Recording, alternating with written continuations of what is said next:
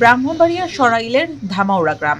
বর্ষায় নৌকা আর শুষ্ক মৌসুমে গ্রামের সরু পথ চলতে মোটরসাইকেলই যেখানে একমাত্র ভরসা। বিবাদমান বিভিন্ন গোষ্ঠীর সংঘর্ষে যেখানে একাধিকবার ঘটেছে সংঘর্ষের ঘটনা। এবারের নির্বাচনে সরাইলের ধামাউড়া সরকারি প্রাথমিক বিদ্যালয় ভোটকেন্দ্রটিকে অধিক ঝুঁকিপূর্ণ হিসেবে চিহ্নিত করেছে প্রশাসন। এরই মধ্যে যেখানে বসানো হয়েছে সিসি ক্যামেরা। নির্বাচনে হার জিত হয়ে যায় বা কারো প্রার্থী ফেল হয়ে যায়, কিন্তু তাদের উপর একটা আক্রমণ করে বা বাড়িঘর ভাঙচুর করে। আর আমাদের রাস্তাঘাট খুবই খারাপ। এই খারাপ অবস্থায় কিন্তু অনেক সময় প্রশাসন জানলে কিন্তু আমাদের কাছে আসতে পারে না। আমাদের এলাকাটা তো আসলে একবার প্রত্যন্ত অঞ্চল। ভোটাভুটির সময় এক এক গোষ্ঠীর লোক এক একটা প্রার্থীর কাজ করে আর কি। তখন কাজ করতে গিয়ে কিন্তু গোষ্ঠীগত একটা প্রভাব দেখা যায়। মূলত আধিপত্য বিস্তার, জমি নিয়ে বিরোধ, গায়ে ধাক্কা লাগা কিংবা মাংসে হার বেশি হওয়ার মতো তুচ্ছ ঘটনায় রক্তক্ষয়ী সংঘর্ষ নিয়ে প্রায়ই খবরের শিরোনাম হয় সরাইল। এবারের ভোটেও সহিংসতার আশঙ্কা করছেন স্থানীয়রা। ইতোমধ্যে পছন্দের প্রার্থীদের প্রচারণা ঘিরে সক্রিয় হয়ে উঠেছে বিভিন্ন গ্রামের বিবাদমান গোষ্ঠীগুলো।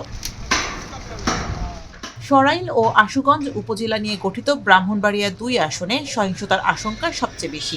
দাঙ্গাপ্রবণ ২ উপজেলায় প্রচারণায় এগিয়ে ছিল বিএনপির বহিষ্কৃত নেত্রী রুমিন ফারহানা। তার সঙ্গে বিএনপির জোটের প্রার্থী মাওলানা জোনায়েদ আল হাবিবের হাড্ডাহাড্ডি লড়াই হবে বলে মনে করছেন ভোটাররা। বিএনপির পদধারীরা জোটের প্রার্থীর পক্ষে কাজ করলেও দলটির তৃণমূলের অনেকেই রুমিন ফারহানার পক্ষে অবস্থান নিয়েছেন।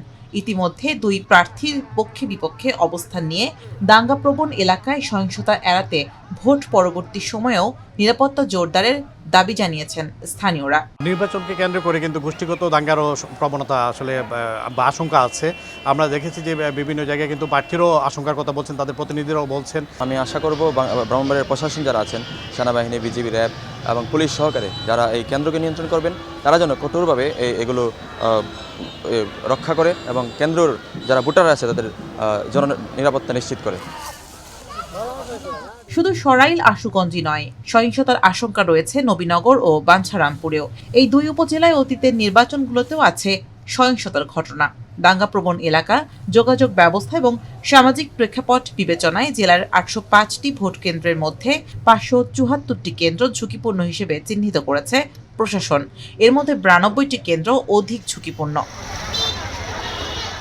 ঝুঁকিপূর্ণ কেন্দ্রগুলোর জন্য অতিরিক্ত পুলিশ ও আনসার সদস্য মোতায়েনের পাশাপাশি র্যাব, বিজিবি ও সেনাবাহিনী থাকবে বলে জানিয়েছেন রিটার্নিং কর্মকর্তা। গুরুত্বপূর্ণ, অধিক গুরুত্বপূর্ণ এবং সাধারণ সকল কেন্দ্রে আমাদের সিসি ক্যামেরা থাকছে। এছাড়া আমাদের যেগুলো গুরুত্বপূর্ণ এবং অধিক গুরুত্বপূর্ণ কেন্দ্র সেখানে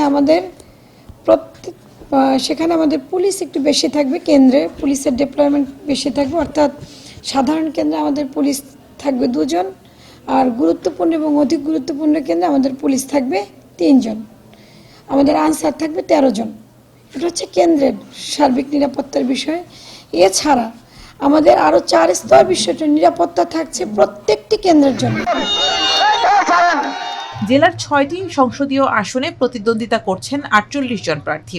মোট ভোটার সংখ্যা ২৬,০৮,০৮৭ জন।